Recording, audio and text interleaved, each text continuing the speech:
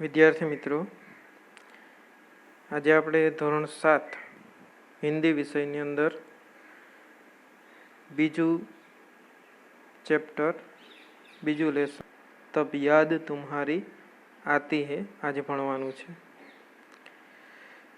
તો સૌ પ્રથમ તો આપણે એના કવિ વિશે પરિચય મેળવીએ.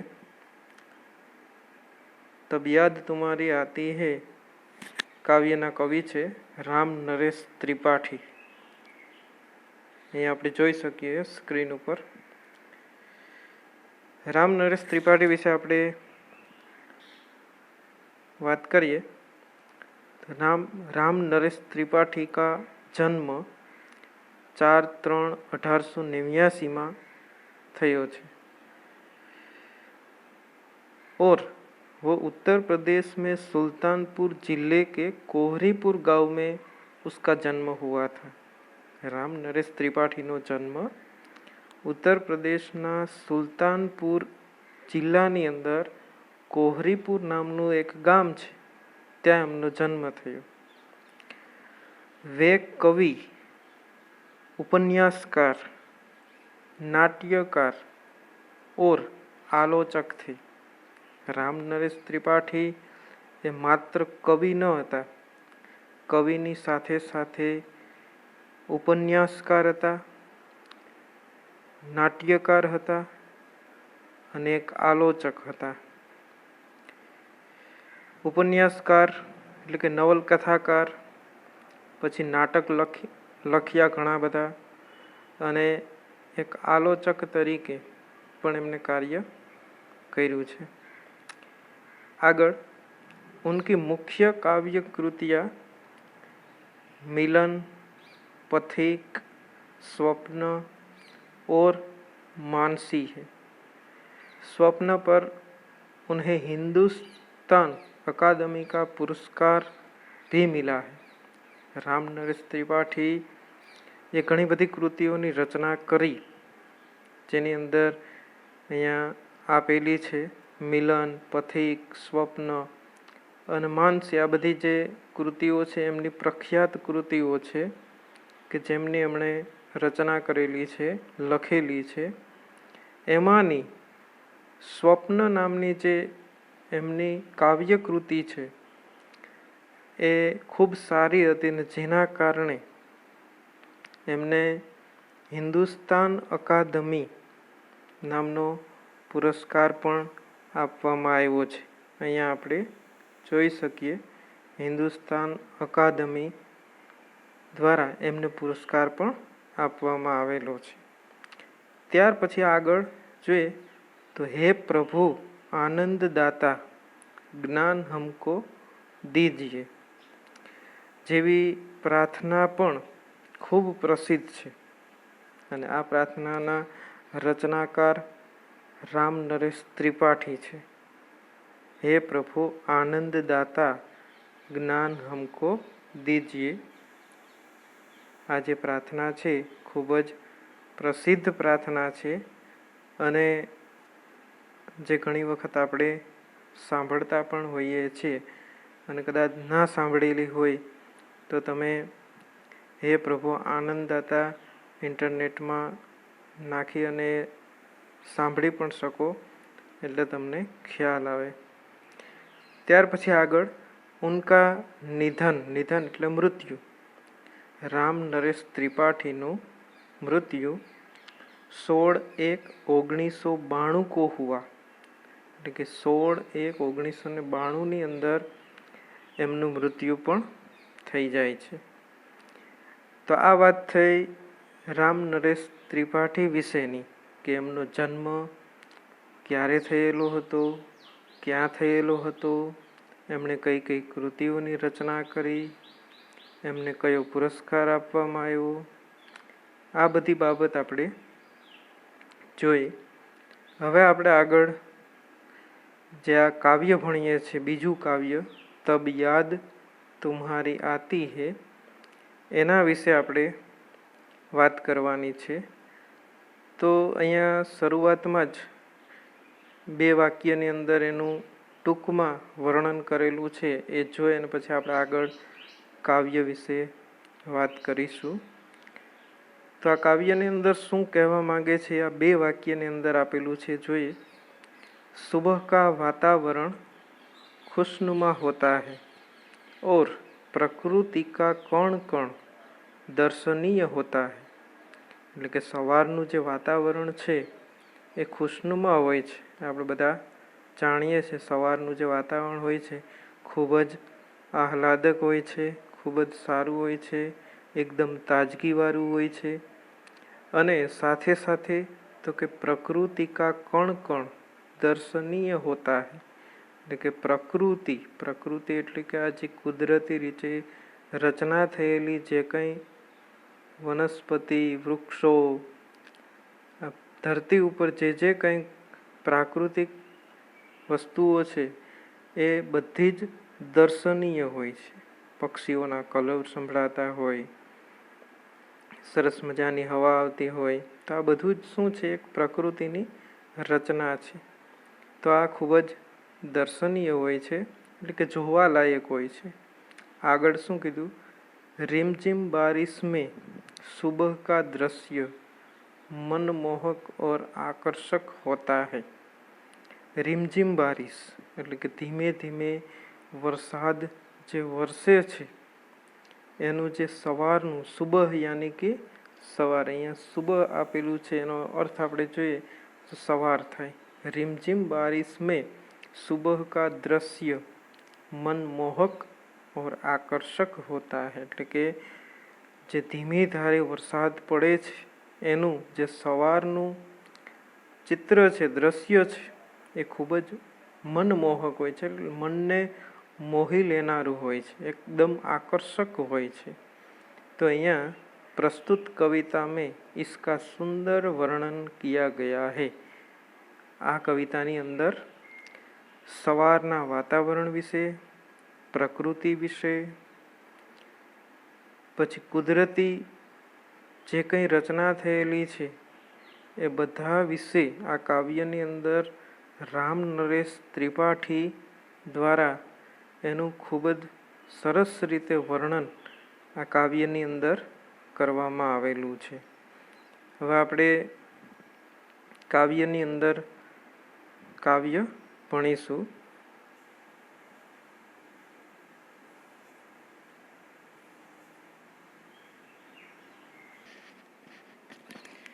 કાવ્યમાં આગળ વધીએ તો જોઈએ, जब बहुत सुबह चिड़िया उठकर कुछ गीत खुशी के गाती है, कलियां दरवाजे खोल खोल कर जब दुनिया पर मुस्काती है, खुशबू की लहरें जब घर से बाहर आ दौड़ लगाती है, तब याद तुम्हारी आती है. जब बहुत सुबह, सुबह એટલે કે સવાર, ચીડિયાની વાત કરી તો ચીડિયા એટલે કે પક્ષીઓ,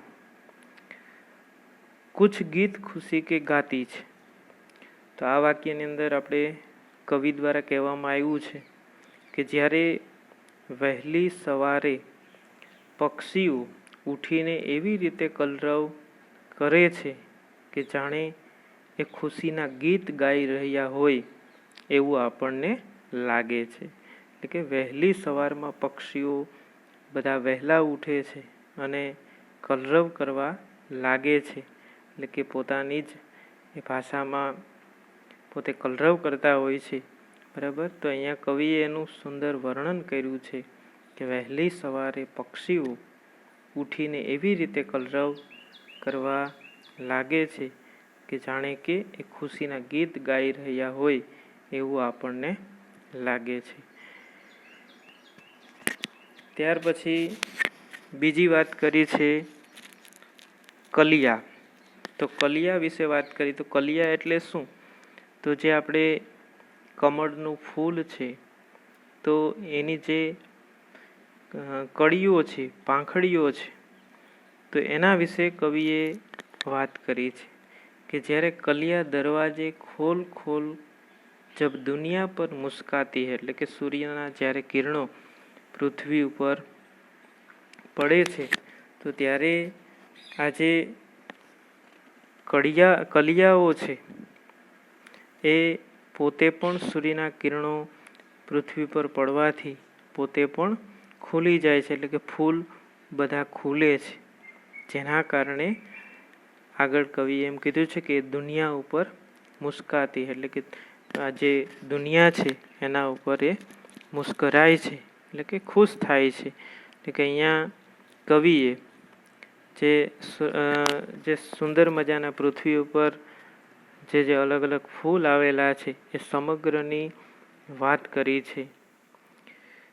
જ્યારે સુગંધની લહેરો ફૂલોમાંથી નીકળીને ચારે તરફ ફેલાવા લાગે છે, ત્યારે આ બધું જોઈ અને સૃષ્ટિના સર્જનહાર એટલે કે ભગવાન ઈશ્વર મને તારી યાદ આવી જાય છે. અહીંયા કવિ દ્વારા સરસ મજાનું વર્ણન કરેલું છે કે જ્યારે સવારે વહેલી ઉઠીને પક્ષીઓ અલગ અલગ પોતાની ભાષામાં ગીત ગાય છે, ત્યારે હે ભગવાન મને તારી યાદ આવે છે.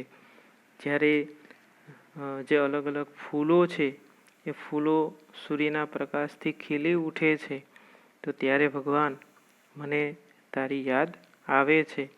અને જ્યારે ખુશ્બુ કી લહેરે જબ ઘર સે બહાર આ દોડ લગાતી હે, ત્યારે ભગવાન મને તારી યાદ આવે છે. ખુશ્બુની લહેરો એટલે કે સવાર થતાં જ પવન વાય છે અને એક સરસ મજાની ખુશ્બુ જે છે એ ફેલાવી દે છે. તો ત્યારે હે ભગવાન હું જ્યારે ઘર સે બહાર દોડ લગાતી હે, ખુશ્બુ કી લહેરે જબ ઘર સે બહાર દોડ લગાતી હે, ત્યારે મને તારી યાદ આવે છે. તો અહીંયા સરસ મજાનું વર્ણન પહેલી પંક્તિઓની અંદર કવિ દ્વારા કરવામાં આવ્યું છે. ત્યાર પછી આગળ જોઈએ, હે જગ કે સિરજનહાર પ્રભુ, હે જગ કે સિરજનહાર પ્રભુ, તબ યાદ તુમારી આતી હે. કે હે જગના સર્જનહાર એટલે કે જેમણે સર્જન કરેલું છે આ પૃથ્વીનું, આ દુનિયાનું, એ સર્જનહાર વિશે વાત કરીએ, ભગવાન વિશે વાત કરી કે ત્યારે મને તારી યાદ ખૂબ જ આવે છે. આગળ, જબ છમછમ બૂંદે गिरती है, बिजली छमछम कर जाती है, मैदानों में बन बागों में जब हरियाली लहराती है. जब छमछम बूंदे गिरती है, बिजली छमछम कर જાતી હે એટલે કે અહીંયા વર્ષા ઋતુની કવિ દ્વારા વર્ણન કરવામાં આવેલું છે, વાત કરવામાં આવેલી છે. શું કીધું છે? તો કે વર્ષા ઋતુમાં જ્યારે છમછમ વરસાદના જે ટીપા છે એ નીચે પડે છે અને છમછમ કરીને વીજળી પણ ચમકે છે. પછી આગળ જ્યારે મેદાનો, પછી વન અને બગીચાઓ એની અંદર હરિયાળી લહેરાય છે, ત્યારે હે પ્રભુ મને તારી યાદ આવે છે. એટલે અહીંયા કવિએ વરસાદની પણ વાત કરી છે કે એ પણ એક કુદરતી સર્જન છે, પ્રકૃતિનું સર્જન છે. જ્યારે વીજળી આકાશમાં થાય છે એની વાત પણ કરી છે કે વીજળી જે આકાશમાં ચમકે છે તો એ પણ એક કુદરતી સર્જન છે. પછી મેદાનો, વન, બગીચાઓ આ બધાની પણ વાત કરી છે કે મેદાનો પૃથ્વી ઉપર આવેલા છે, જંગલો આવેલા છે, બગીચાઓ આવેલા છે. તો જ્યારે વરસાદ પૃથ્વી ઉપર પડે છે ત્યારે મેદાનોની અંદર વનસ્પતિ ઉગી નીકળે છે, વન બગીચાઓની અંદર પણ વૃક્ષો વનસ્પતિને પૂરતા પ્રમાણમાં પાણી મળી રહે છે, જેના કારણે ખીલી ઉઠે છે અને જેના કારણે આપણી પૃથ્વી ઉપર હરિયાળી લહેરાતી હોય એવું લાગે છે. ત્યારે ભગવાન મને તારી યાદ આવે છે. તો અહીંયા કવિએ વરસાદનું, વીજળીનું, મેદાનો, વન, બગીચા અને હરિયાળીની પણ આ પંક્તિની અંદર સરસ વાત કરી છે. ત્યાર પછી આગળ અહીંયા આપણે એનું ચિત્ર પણ જોઈ શકીએ, કાવ્યની અંદર એ ચિત્ર પણ મૂકવામાં આવેલું છે. આગળ, जब ठंडी ठंडी हवा कहीं से मस्ती ढोकर लाती है, हे जग के सिरजनहार प्रभु तब યાદ तुम्हारी आती है. એટલે કે જ્યારે જ્યારે ઠંડો પવન, ઠંડી ઠંડી હવા એટલે કે ઠંડો પવન જ્યારે જ્યારે ક્યાંકથી પોતાની સાથે ભરપૂર મસ્તી લઈને આવે છે. ઠંડી ઠંડી હવા કહી સે મસ્તી ઢોકર લાતી, એટલે કે ઠંડો ઠંડો જે પવન છે એ પવન પણ ક્યાંકથી પોતાની સાથે ભરપૂર મસ્તી લઈને આવે છે. ત્યારે હે સર્જનહાર પ્રભુ મને તારી યાદ આવે છે. હે સૃષ્ટિના સર્જનહાર એ ઈશ્વર, ત્યારે મને તારી યાદ આવે છે. તો અહીંયા પંક્તિની અંદર સરસ મજાની કવિએ હવાની વાત કરી છે કે ઠંડી ઠંડી હવા પણ પોતાની સાથે એક પ્રકારની મસ્તી લઈને આવે છે, તાજગી લઈને આવે છે, જેના કારણે આપણે બધા સારી રીતે જીવી શકીએ છીએ. પૃથ્વી ઉપર એક પ્રકારનું સારું આહલાદક વાતાવરણ ફેલાઈ રહે છે. તો ત્યારે હે સર્જનહાર પ્રભુ મને તારી યાદ આવે છે. તો અહીંયા રામ નરેશ ત્રિપાઠીએ સરસ મજાની કાવ્યની અંદર પ્રકૃતિનું वर्णन करेलू છે.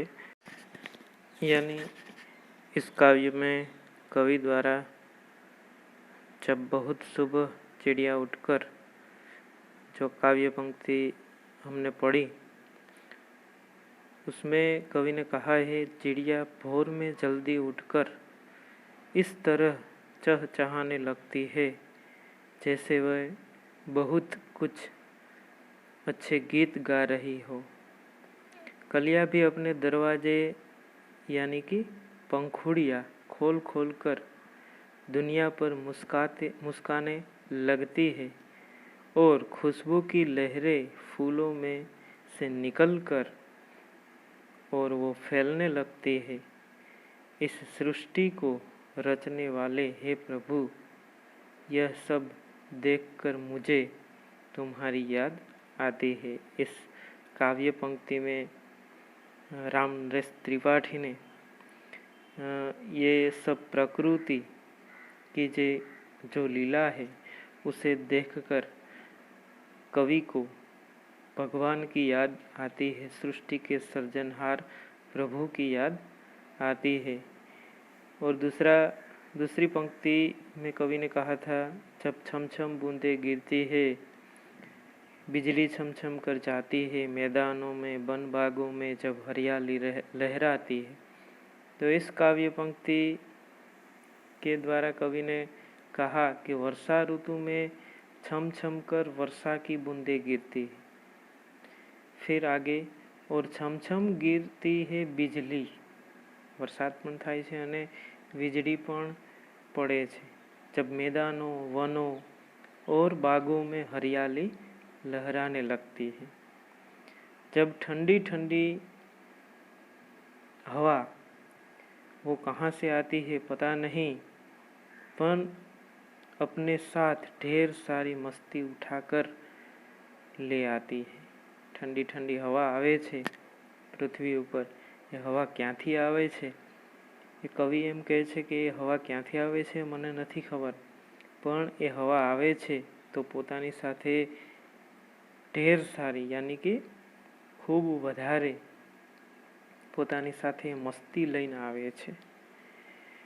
અને આ બધું જોઈને યહ દેખ કર હે સૃષ્ટિ કે સર્જનહાર, સૃષ્ટિની રચના કરવાવાળા હે પ્રભુ, ત્યારે યાદ મને તમારી આવે છે. તો આ કાવ્યની અંદર કવિ દ્વારા ખૂબ સરસ રીતે પ્રકૃતિનું ગુણગાન ગાવામાં આવ્યું, પ્રકૃતિનું વર્ણન કરવામાં આવ્યું.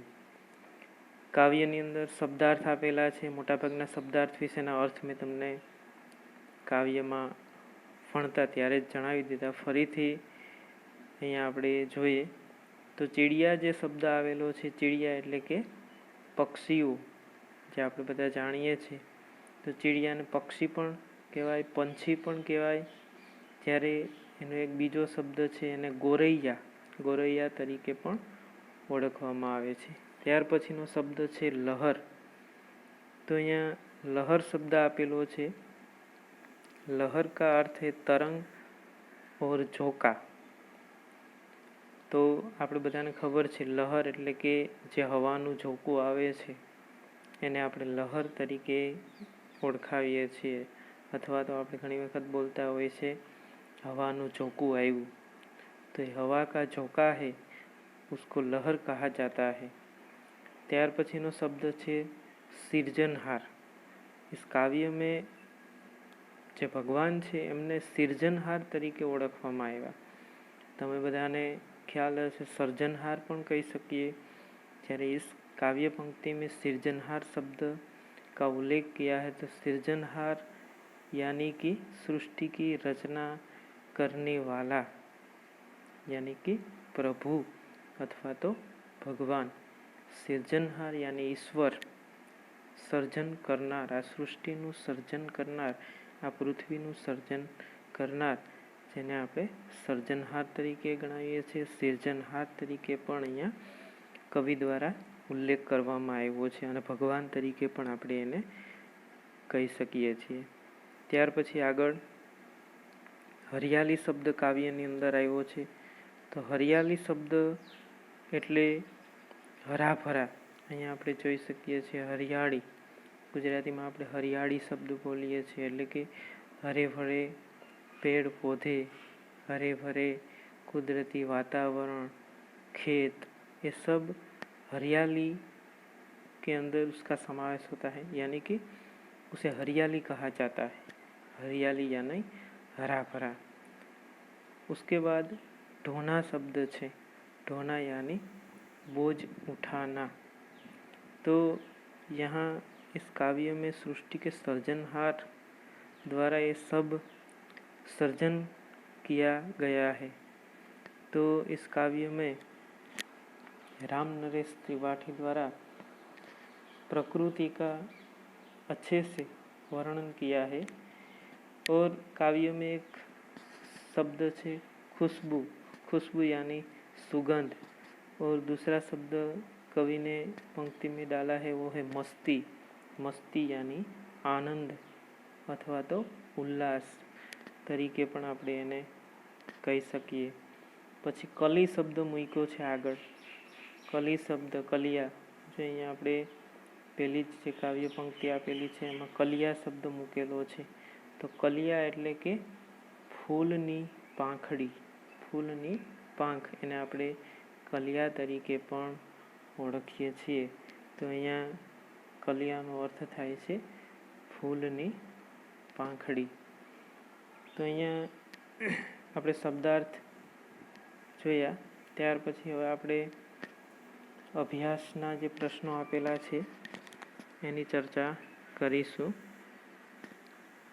તો એની અંદર પ્રશ્ન પહેલો, प्रश्नों के मौखिक उत्तर दीजिए. तो इसमें पहला प्रश्न है वो हम देखते हैं. प्रश्न पहलो, सुबह होते ही क्या क्या होता है. એટલે કે સવાર થતાં જ શું શું થાય છે. જો આપણે કાવ્યની અંદર એ કાવ્ય પંક્તિની અંદર એની વાત કરી ગયા એટલે આપણે કહી શકીએ સુબહ હોતે હી ચીડિયા ચહચહાતી હૈ. એટલે કે સવાર થતાં જ પક્ષીઓ ઉઠી જાય છે અને કલરવ કરવા લાગે છે. પછી બીજું કવિએ શું કીધું તો સવાર થતાં જ તો કે કલિયા ખીલને લગતી હૈ. એટલે કે જે ફૂલો છે એ ખીલી ઉઠે છે. સવાર થતાં જ ફૂલની જે પાંખ છે ખુલે છે અને એ ખીલી ઉઠે એટલે કલિયા ખીલને લગતી હૈ. ત્યાર પછી બીજું કવિએ કીધું હતું કે खुशबू की लहरें फूलों से निकल कर चारों ओर फैल जाती है. કે જે ખુશ્બુ છે એક પ્રકારની, એની જે લહેરો છે એટલે કે પવન છે એ ચારે તરફ ફૂલો સે નિકલ કર એટલે કે ફૂલોમાંથી, ફૂલો ઉપરથી એ હવાના ઝોકા છે પસાર થઈને ચારે તરફ ફેલાઈ જાય છે અને જેના કારણે એક આહલાદક વાતાવરણ થઈ જાય છે. તો અહીંયા પહેલા પ્રશ્નનો જવાબ સુબહ હોતે ही क्या क्या होता है, इसमें हम उसका उत्तर ऐसे लिखेंगे, सुबह होते ही चिड़िया चहचहाती है, कलियां खिलने लगती है, खुशबू की लहरें फूलों से निकलकर चारों ओर फैल जाती है। उसके बाद दूसरा प्रश्न, मैदानों में हरियाली कब लहराती है, यानी कि મેદાનોમાં હરિયાળી ક્યારે લહેરાય છે? તો એ પણ આપણે કાવ્ય પંક્તિની અંદર વાત કરી कि हरियाली क्यारे फैलाए, तो वरसाद आवे त्यारे। तो उसका उत्तर हम ऐसे देंगे, मैदानों में हरियाली वर्षा ऋतु में लहराती है। એટલે કે જ્યારે વર્ષા ઋતુ આવે છે તો ત્યારે મેદાનોમાં હરિયાળી લહેરાય છે। ત્યાર પછી પ્રશ્ન 3, आपको प्रभु की याद कब आती है? आपको प्रभु की याद कब आती है? तो અહીંયા કાવ્યની અંદર રામ નરેશ ત્રિપાઠી દ્વારા પ્રભુની યાદ, ભગવાનની યાદ ક્યારે ક્યારે આવે છે એની કાવ્ય પંક્તિની અંદર સરસ મજાની વાત કરીએ આપણે જોઈ, તો અહીંયા એનો આપણે જવાબ એ રીતના આપી શકીએ કે જ્યારે ભગવાન દ્વારા બનાવવામાં આવેલા જે કંઈ કુદરતી વાતાવરણ છે, પ્રકૃતિનું જે વાતાવરણ છે એની અંદર આપણે બધાને ખબર છે કે સૂર્ય, ચંદ્ર, તારાઓ, સમુદ્ર, પર્વત, આ બધું જે છે શું છે? ભગવાન દ્વારા બનાવેલું છે, કુદરતી છે, જંગલ, વન, બગીચાઓ। તો આ બધું જોઈ અને ભગવાનની મને યાદ આવે છે, એવી રીતે રામ નરેશ ત્રિપાઠી દ્વારા કાવ્યની અંદર વાત કરી છે। એટલે આપણે આ પ્રશ્નનો જવાબ, ત્રીજા પ્રશ્નનો જવાબ આપકો प्रभु की याद कब आती है એમાં આપણે કહી શકીએ, जब कुदरती प्राकृतिक रचनाओं देख कर, यानी कि सूरज, चांद, सागर, पर्वत, बाग, बगीचा सब देख कर, ये सुंदरता देख कर, ये अद्भुत रूप को देख कर, ये प्राकृतिक रूप को देख कर, हे प्रभु हमें तुम्हारी याद आती है। ત્યાર પછી પ્રશ્ન 4, तुम सुबह में उठकर क्या क्या देखते हो? એટલે કે તમે સવારે ઉઠી અને શું શું જોવ છો? તો આ ચોથા પ્રશ્નની અંદર સમગ્ર કાવ્ય દ્વારા જે કંઈ કાવ્યની અંદર વર્ણન કરેલું છે એ આપણે કહી શકીએ કે સવારે ઉઠીને અમે પૂર્વમાં સૂર્ય ઉગે છે એ જોઈએ છીએ, પક્ષીઓ ઉડે છે એ જોઈએ છીએ, ફૂલો ખીલી ઉઠે છે, પછી માણસો જે બધા છે એ પોતપોતાના કામમાં લાગી જાય છે, પછી ભણવાવાળા વિદ્યાર્થીઓ પોતાના ઘરેથી નીકળે છે, પછી અલગ અલગ જે કામ કરવાવાળા લોકો છે, દૂધવાળા છે ઘરે ઘરે જઈને દૂધ આપે છે, અખબારવાળા, ન્યૂઝપેપરવાળા છે ઘરે ઘરે જઈને અખબાર વેચે છે। એવી રીતે આપણે જે સવારે ઉઠીએ એટલે જે જે ક્રિયાઓ થાય છે એ આપણે અહીંયા આ પ્રશ્નના જવાબની અંદર લખી શકીએ। ત્યાર પછી આપણે આગળ પ્રશ્ન 2 વિશે વાત કરીશું।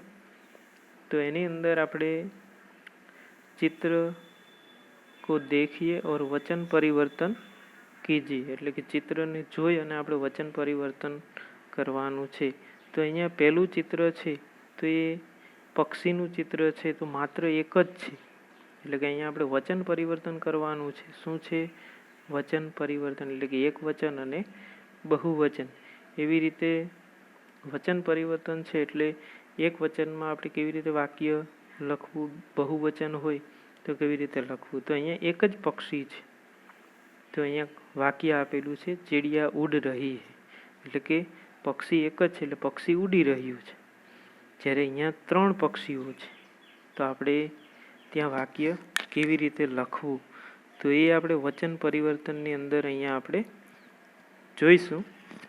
તો અહીંયા 3 પક્ષીઓ છે એટલે કે 3 પક્ષીઓને આપણે આ જે ચીડિયા છે બરાબર, એ ચીડિયા શબ્દ તમે બોલો તો પણ તમને બહુવચન જ લાગે, છતાં પણ અહીંયા આપણે 3 પક્ષીઓ છે તો આપણે વાક્ય બનાવીએ તો ચીડિયા ઉડ રહી હે, ચીડિયા ઉડ રહી હે, પણ આ ચીડિયાની અંદર ઉપર બિંદી લગાવવી પડશે, એના આધારે એ બહુવચન થશે.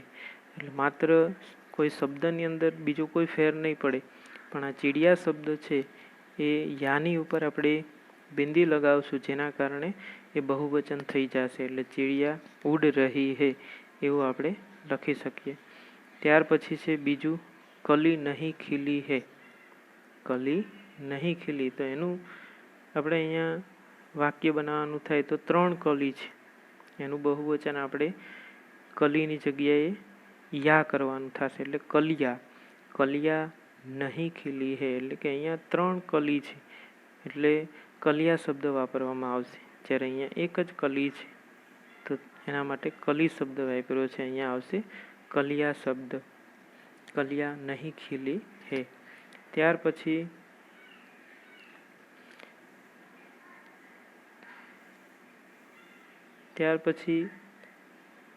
આગળ અહીંયા પાણીના ટીપાનું દ્રશ્ય આપેલું છે, તો અહીંયા વાક્ય છે બૂંદ ગીરતી. જ્યારે અહીંયા એનું બહુવચન બનાવવા જઈએ તો બૂંદે આવશે, કારણ કે 3 ટીપા છે, એટલે બૂંદે ગીરતી હે. ત્યાર પછી આગળના ચિત્રની અંદર દરવાજાનું ચિત્ર છે, તો અહીંયા એક જ દરવાજો છે, તો આપણે એના માટે એક વચનમાં વાક્ય બનાવીએ તો દરવાજા ખુલ્લા હે એસે વાક્ય બનાવેંગે. જ્યારે અહીંયા 3 દરવાજા છે તો એના માટેનું અહીંયા વાક્ય આપેલું છે દરવાજે, એટલે કે દરવાજા 3 છે એટલે દરવાજે શબ્દ. અહીંયા એક જ દરવાજો છે એટલે કે દરવાજા, યાની કે એક વચનમાં એ વાક્ય આવશે, દરવાજા ખુલ્લા હે. ત્યાર પછી આગળ અહીંયા चित्र आपेल है लड़कियाँ, यानी कि यहाँ 3 लड़की है और यहाँ पे एक लड़की है, तो इसमें हम वाक्य बनाएंगे लड़की खेल रही है, कारण कि एक ज छोकरी है એટલે કે लड़की खेल रही है. જ્યારે અહીંયા 3 છોકરી છે એટલા માટે લડકિયા ખેલ રહી હે એવી રીતે લખી શકાય. એટલે એક વચન અને બહુવચનમાં એક વસ્તુ હોય તો એ પ્રમાણે શબ્દ વાપરવો પડે, જ્યારે ઘણી બધી વસ્તુ હોય તો આપણે એ પ્રમાણે શબ્દ વાપરવો પડે. ત્યાર પછી પ્રશ્ન 3, तो एनी अंदर शब्दों को उचित क्रम में रख कर अर्थपूर्ण वाक्य बनाइए. तो अहींया अलग अलग शब्द आपेला छे, ए दरेक शब्द ना आधारे आपणे एक योग्य वाक्य बनाववानुं थाय छे. तो अहींया आपणे एक वाक्य उदाहरण तरीके जोईए. अहींया पेला चित्रनी अंदर आपणे एनुं वाक्य जोईशुं. तो पहलो शब्द ही है, दूसरा है, तीसरा है जल और चौथा है जीवन. तो यहाँ આપણે वाक्य बनाए तो पहले हम जल शब्द को लेंगे. जल ही जीवन है, ऐसे वाक्य ये बनेगा. એટલે કે પહેલા જલ ને લેશું, પછી ही शब्द लेશું, ત્યાર પછી जीवन शब्द અને ત્યાર પછી है शब्द. जल ही जीवन है. तो ऐसे ये दोनों જે ચિત્ર આપેલા છે એની અંદર આપણે વાક્ય તમારી રીતે શોધી અને વ્યવસ્થિત બનાવવાનું છે. ત્યાર પછી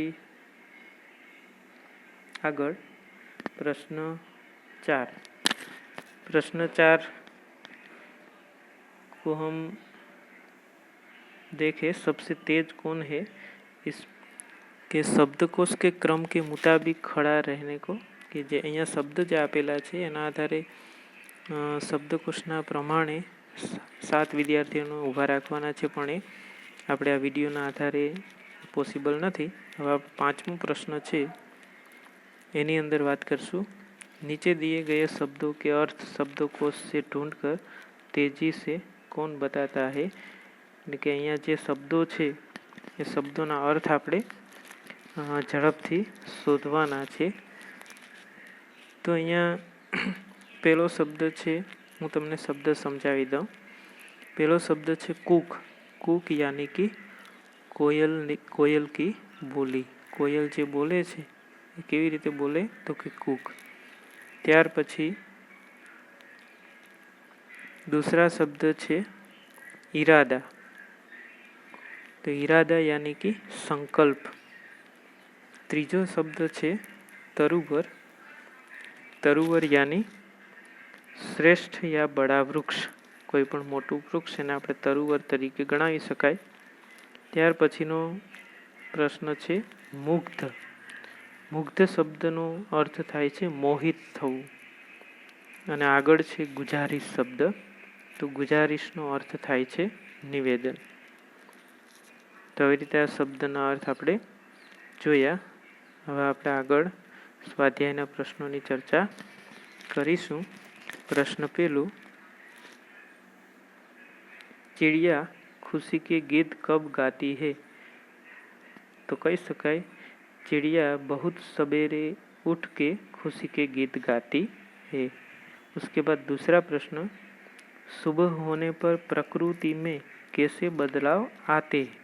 એટલે કે સવાર થતાં જ પ્રકૃતિમાં કેવો બદલાવ આવે છે?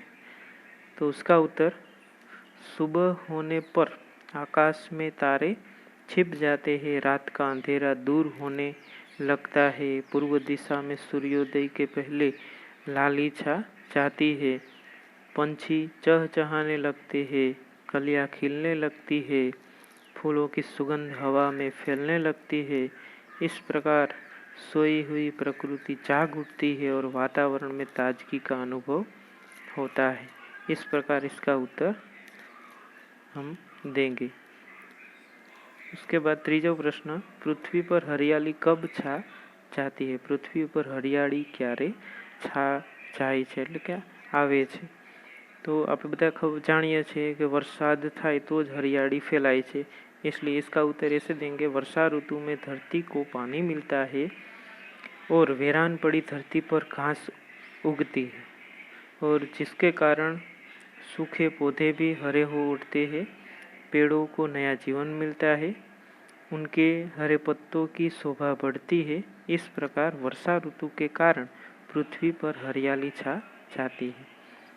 ત્યાર પછી ચોથો પ્રશ્ન, હરિયાળી કहाँ कहाँ दिखाई देती है?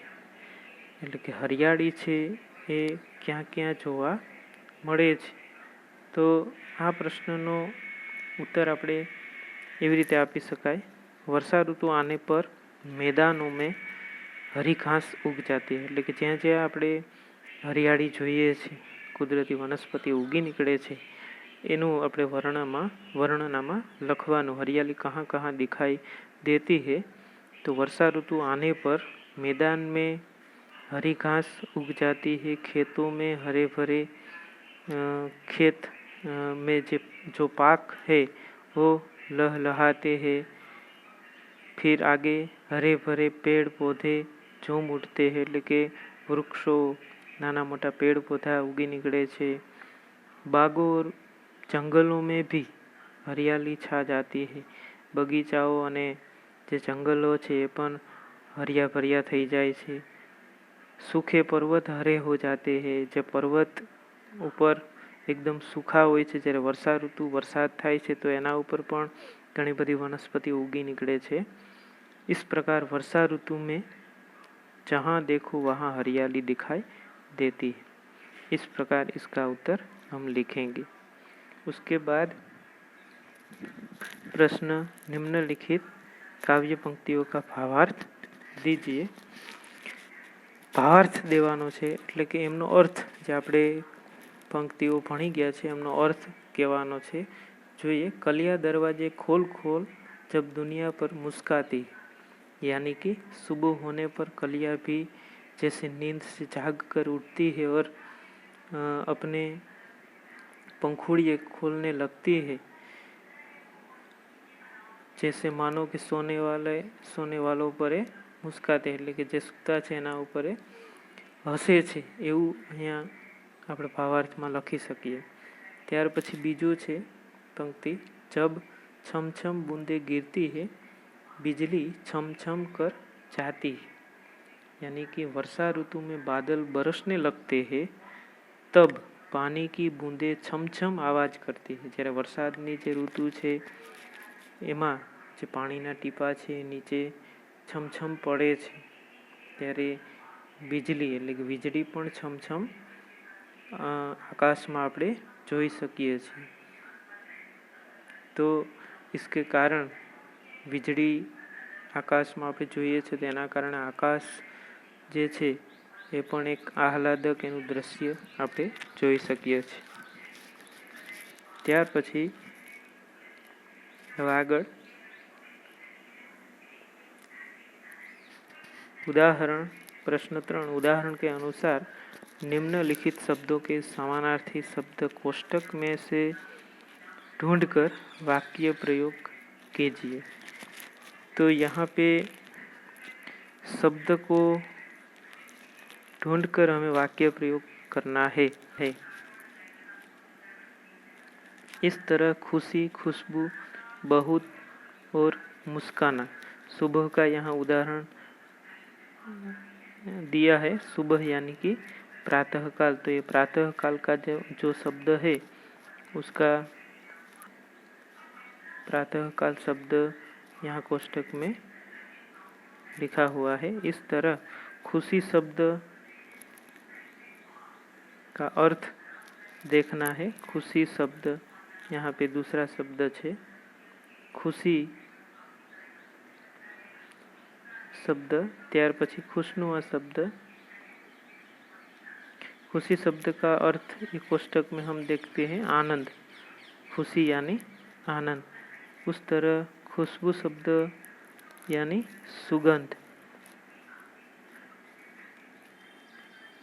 इस तरह बहुत शब्द यानी ज्यादा। इस तरह सभी प्रश्नों का वाक्य प्रयोग करना है।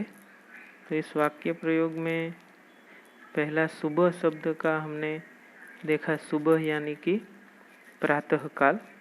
तो उसका वाक्य प्रयोग कैसे किए करते हैं वो देखते हैं। तो हम वाक्य बनाते हैं, हम रोज प्रातःकाल उठते हैं, ऐसे हम वाक्य बनाएंगे। इस तरह सभी शब्द दिए गए हैं उसका हम वाक्य बना सकेंगे।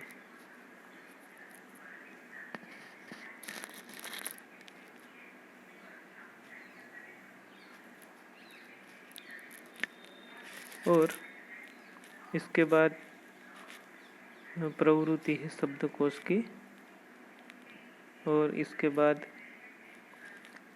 योग्यता विस्तार दिया गया है। इस कविता को कंठस्थ कर प्रार्थना सभा में इनका गान कीजिए। आ कविता जे छे एने कंठस्थ करी लेवानी, याद करी लेवानी, पछी एने प्रार्थना सभा में गावानी। तो अहींया आ काव्य आपणे छे पूर्ण करीए छीए, जेनी अंदर सरस मजानी प्रकृतिनी कवि द्वारा वात करवामां आवी, एनुं वर्णन करवामां आव्युं छे। આવી જ રીતે તમામ ધોરણના અલગ અલગ વિડીયો, એના સિવાય એજ્યુકેશન અપડેટના તમામ વિડીયો જોવા માટે ચેનલને સબસ્ક્રાઈબ કરવાની અને બાજુના બેલ આઇકન આપેલું છે એને પ્રેસ કરવાનું, જેથી કરીને તમને નવા નવા વિડીયો મળતા રહે। અસ્તુ, જય હિન્દ, જય ભારત।